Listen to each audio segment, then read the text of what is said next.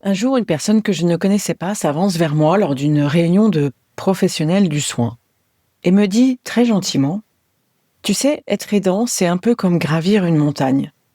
Tu pars plein de bonne volonté, tu veux atteindre le sommet, tu avances, souvent trop vite, et puis un jour, tu regardes tes pieds et tu réalises que tu fais tout ça en tongs, c'est-à-dire sans véritable pause, sans assez de repos, sans équipement adapté. Et pourtant, tu continues d'avancer. Mais la vérité, c'est qu'on ne peut pas gravir l'Himalaya en tongs. Pas sans chausser le bon matériel intérieur et relationnel. Et donc se fixer des limites claires, du soutien et des petites attentions pour soi. Bienvenue dans la saison 5 de Sweet Papi Podcast. Et si je te disais que dans l'accompagnement de fin de vie de nos proches, il existe parfois des instants comme suspendus, où tu découvres une force en toi que tu ne soupçonnais pas. Alors avant que mes souvenirs ne s'effacent, pendant 60 jours, j'espère devenir ton miroir. Celui qui éclaire tes choix, tes fragilités, ta façon d'aimer, que tu sois aidant ou professionnel du soin. Alors abonne-toi pour ne rien manquer de ces instants de passage. Quelques années plus tard, je me suis souvenu d'une journée où tout s'était réellement accumulé. Tu te souviens l'épisode où je te racontais que mes 2 suites étaient aux urgences en même temps, le même jour. Je réalisais ce jour-là d'ailleurs une belle journée spécialement conçue pour les aidants avec notre association l'Oasis relationnelle du Chem et mon amie Annick. Et en même temps, je voyais tout le bonheur qu'on a apporté en EHPAD avec la musique, la danse, les interactions. Et moi, j'avais la sensation de courir un marathon en apnée, d'être à 2 endroits en même temps. Alors je me suis arrêtée et je me suis dit, si je continue comme ça, c'est moi qui vais tomber avant eux. Et ce jour-là, j'ai décidé de changer de chaussures symboliquement. Pas d'abandonner, non, mais d'avancer autrement. J'ai commencé par de toutes petites choses.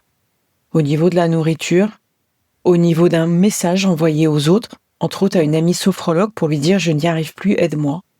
Et surtout, j'ai compris que j'avais le droit de ne pas être parfaite, mais j'ai mis du temps. Et tu sais quoi, ça a presque changé beaucoup de choses dans mon approche de l'aidance. Bon, il me reste encore des choses à perfectionner. Pas à refaçonner la montagne, mais ça, c'est ce que j'aurais fait il y a quelques années. Je t'aurais tout cassé et je serais passée au travers. Parce que je me croyais plus forte que les autres. On croit souvent que l'amour suffit à tenir, que la motivation, la volonté, la force du cœur vont compenser tout le reste.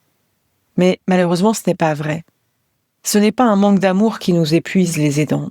C'est le manque d'oxygène. Le manque de respiration, de relais, de pause, de reconnaissance.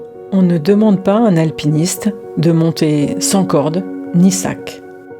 Alors pourquoi demander à un aidant de continuer sans soutien, sans répit, sans soin pour lui-même?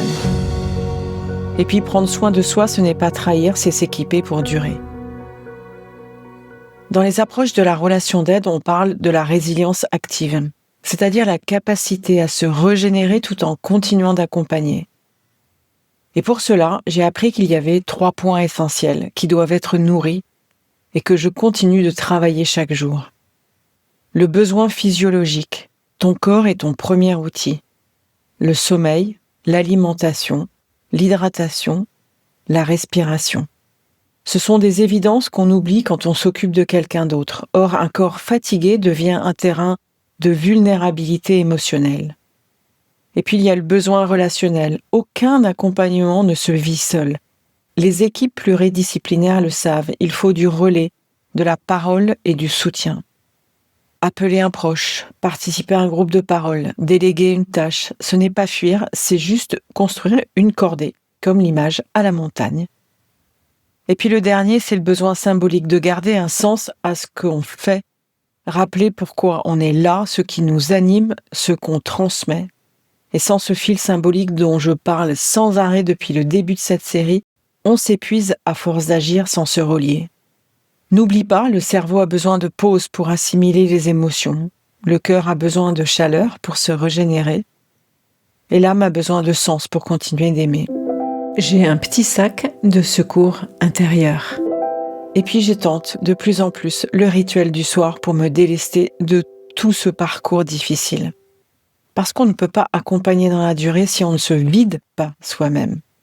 Alors je te laisse le rituel du sac symbolique et pense à glisser dedans un mot doux à toi-même, un sachet peut-être de ton thé préféré, une photo ou une citation qui te rappelle pourquoi tu fais ce que tu fais. Ce sac, ce n'est pas une fuite, c'est un kit de survie émotionnelle. C'est notre Himalaya à nous, c'est ton Himalaya à toi.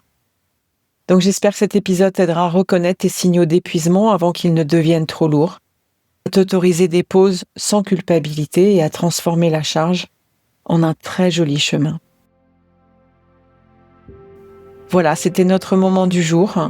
Et avant de retourner dans ta montagne du quotidien, demande-toi, est-ce que je marche aujourd'hui en tongs ou bien chaussée ? Parce que la différence entre l'épuisement et la paix, c'est souvent juste ça. Une bonne paire de chaussures et la permission de s'en servir. À demain. Si cet épisode t'a touché, inspiré ou donné des pistes pour mieux appréhender les imprévus de la vie, je t'invite à aller plus loin. N'hésite pas à t'abonner à Sweet Papy Podcast pour ne manquer aucun des prochains épisodes, remplis bien évidemment de bienveillance et d'histoires inspirantes.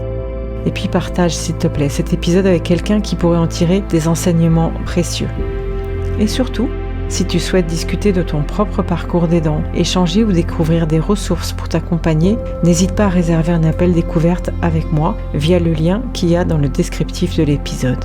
Sache que ton histoire, ton expérience et tes questions méritent d'être entendues. À très bientôt et prends soin de toi.